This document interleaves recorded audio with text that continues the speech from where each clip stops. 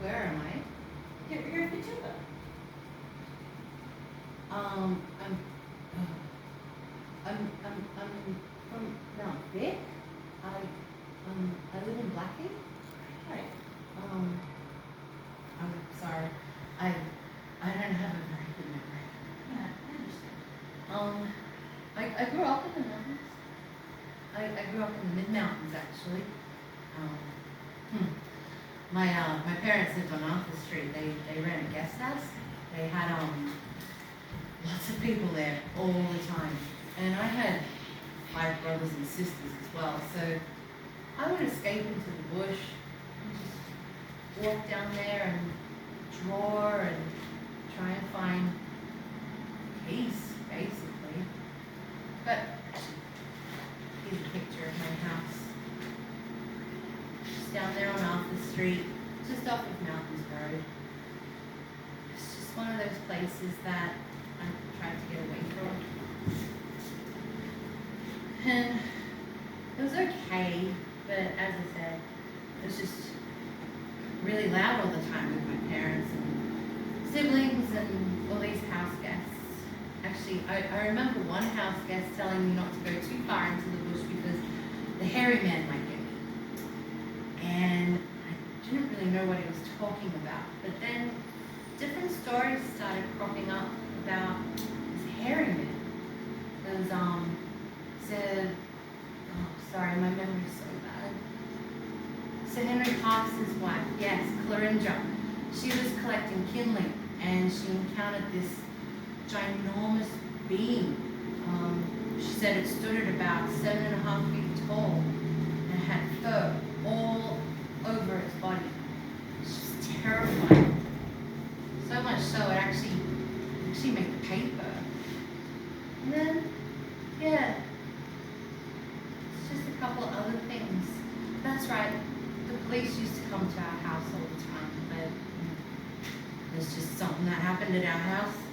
But this really friendly officer, he started talking to me when he saw my drawings, and he would tell me stories about, you know, different people coming in. There's this one guy, they thought he was drunk, but he swore this creature chased him down the road. But he was sober as a stone. He was just terrified. They actually had to take him home. And then there were these other people that came and said that there was this huge gorilla in their backyard trying to steal fruit from their trees. And this creature was just, it was apparently horrifying. But I don't know, I'm not scared of much. I'm brave. I want to see one. I mean, there's heaps of strange stuff in the bush. I've seen birds with like curly tails that talk like people and make sounds like kookaburras and magpies. And I've also seen lizards with these blue tongues and snakes just covered in diamonds. I mean, bush is so strange, but it's so peaceful as well. And I just love to draw things. It's better than being at home. And, you know, Mum and Dad both drank, and they argued a lot, and just scream and yell at each other.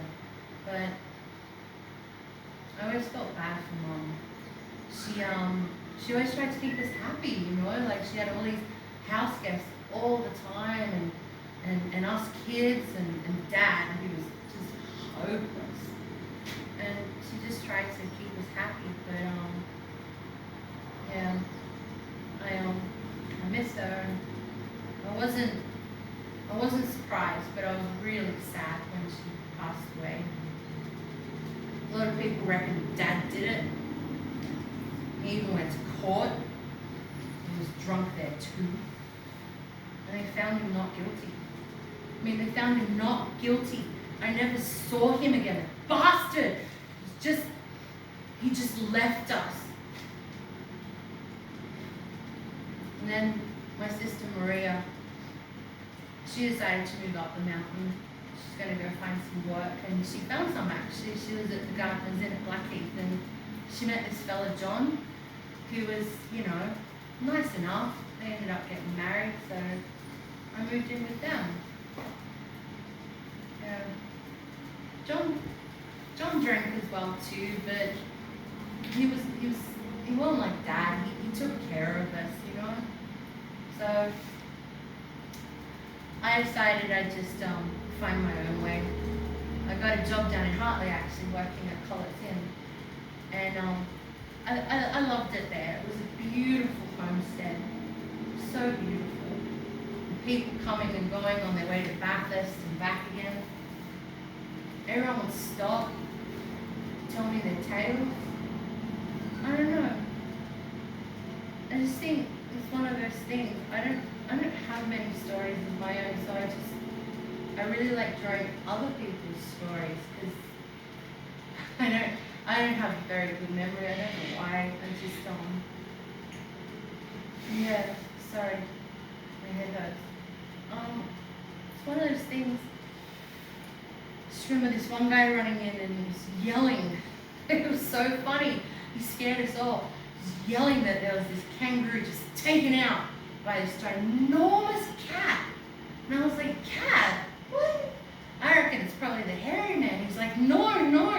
It's this ginormous cat, the size of a horse with this long tail and covered in black fur. It was strange actually because I remember a group of farmers coming in a few days beforehand saying that heaps of their sheep were going missing.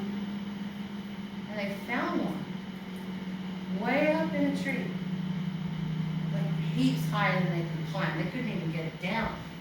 And it had been gutted, absolutely gutted. And what sort of animal would do that? Maybe a koala?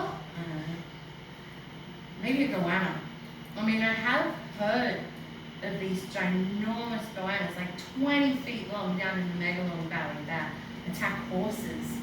And, you know, there was this one farmer who shot at one and the bullet like ricocheted off its skin.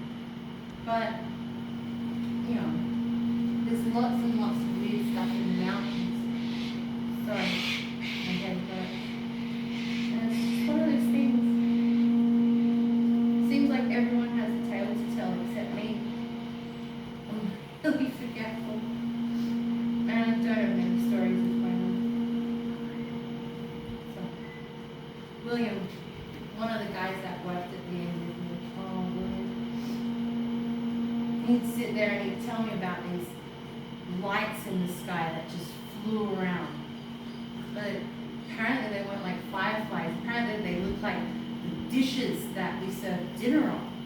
So I drew him a picture and it frightened him.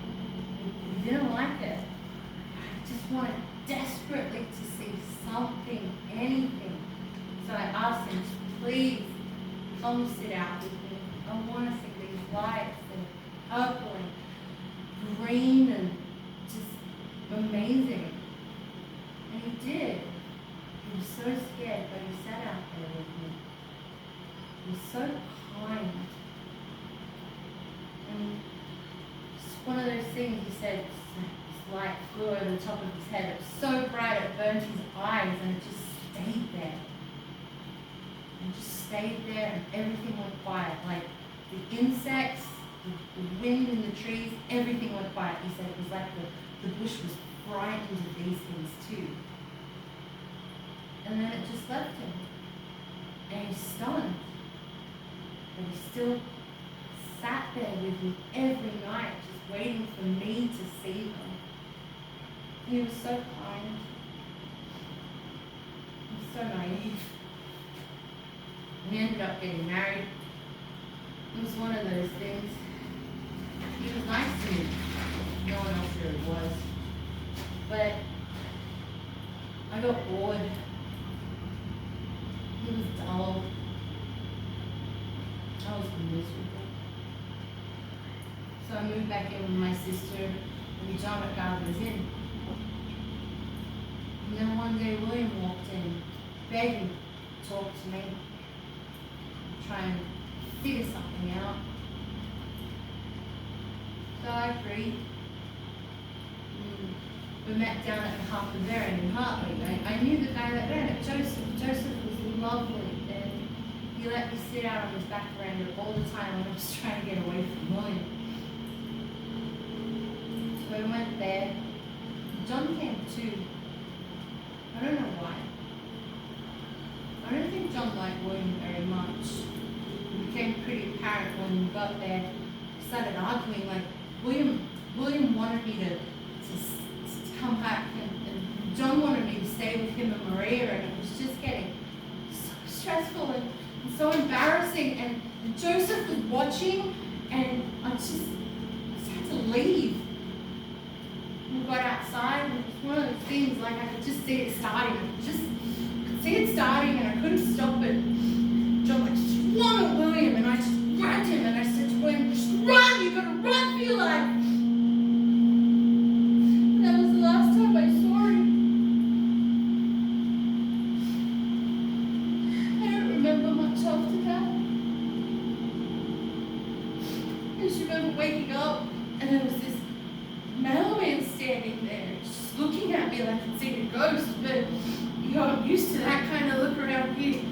And it's at the second bridge at Mount Vic. And I asked for him for help. I was like, what's happening? And he just ran away. God, sorry, my head really hurts. So I can't remember what happened.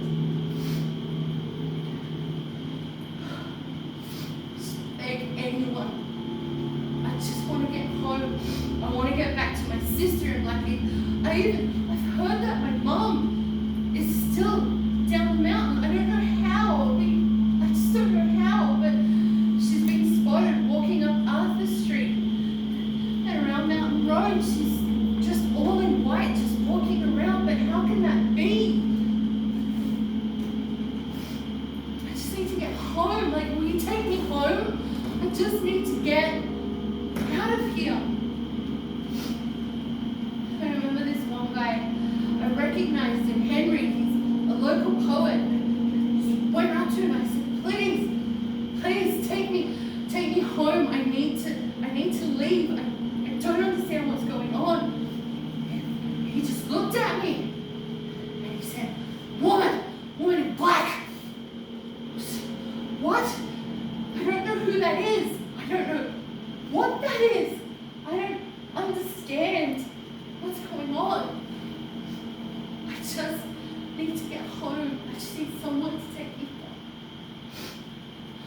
I used to have no one, but in the last couple of months, this lovely goat, his name's Gary, he's joined me.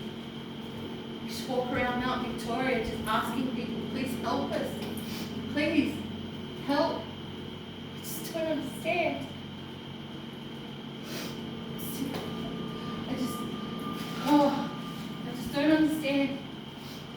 My head hurts. My head hurts. My head hurts. Take me home. Take me home. Take me home.